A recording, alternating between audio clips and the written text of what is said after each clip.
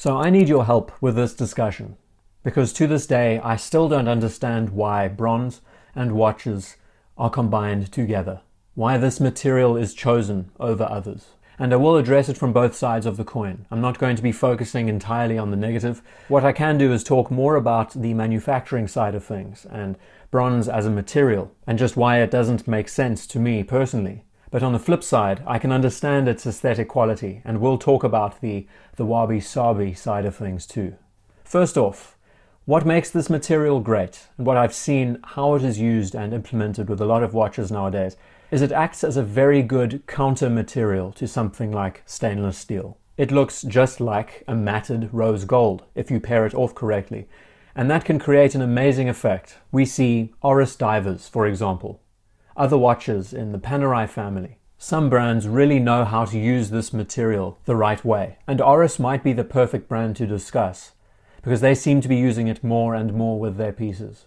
So the big talking point is the contrast it creates against a material like steel. Another point I can understand is that it's a material that calls back to traditional craftsmanship from back in the day. It's a material that's been used on ships, on monuments, incorporated especially into the nautical sector. We know that bronze was one of the core materials used by divers originally. And another component to address, and yes, I'm sure most of us can understand this as well, that the bronze alloy used nowadays is much better than the bronze alloys used many years ago. That means then that the material is much more stable. It's easier to manage, to look after, to maintain. The one main gripe I have about this material that I just don't understand is when you weigh up everything, all of the pros and cons, it still is an inferior material next to something like stainless steel. And I think the best way we can compare this is saying, would you rather choose steel over stainless steel on your watch? No, absolutely not. Why? Steel is not protected against rust, against corrosion, and the like. So you would spend a lot of your time polishing the watch. You'd have to use all kinds of abrasives to make sure that it doesn't rust. Whereas stainless steel, a much more stable metal, it is so practical. Even though today it's considered to be a luxury material, it is a fantastic material, similar to gold, which is virtually inert. It's a very warm substance. I guess we can also say that it has deeper properties to it, if you're into that sort of thing, talking about chakras and all that stuff. And in line with that, bronze does have a history. The Bronze Age was one of the first real groundbreaking moments in our history of mankind. Possibly then it could bring you back to your past, to your ancestors. But when you see a bronze watch that's experienced a lot of oxidation in its life, can't say it's a very attractive thing. The worst part of all is that the watch will oxidize even if you don't take it near salt water. You lose salt through your skin.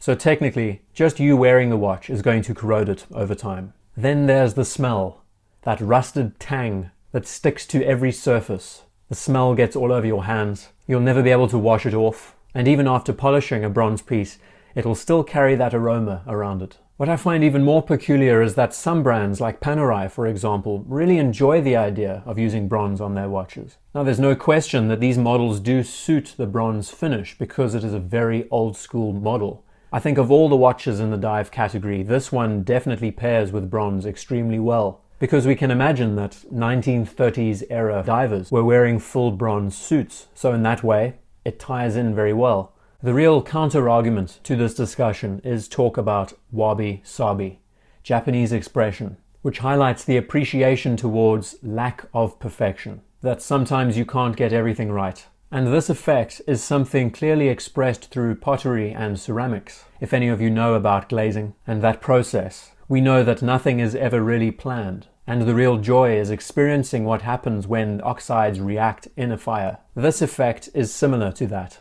Nobody will know what this watch will look like in 10 years' time, or just where it would corrode, how it will corrode. All of us can agree that variety is what makes this hobby so interesting, and that if we all enjoyed the same thing, it would be very boring.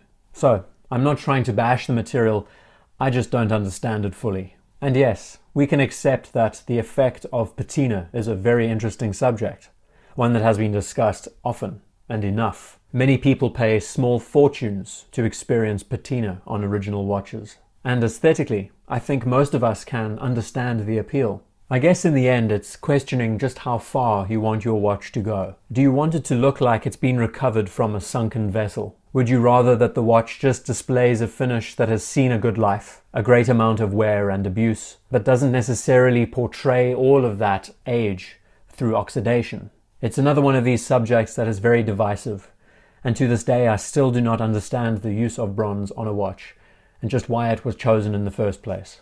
The real root of the argument is that there are so many more capable materials out there to use. This definitely wasn't a discussion with any root or any kind of direction to it, but your insight would be greatly appreciated. Just why do people like bronze watches? It's a simple question, and I'm sure many of you could share your insights on this strange material.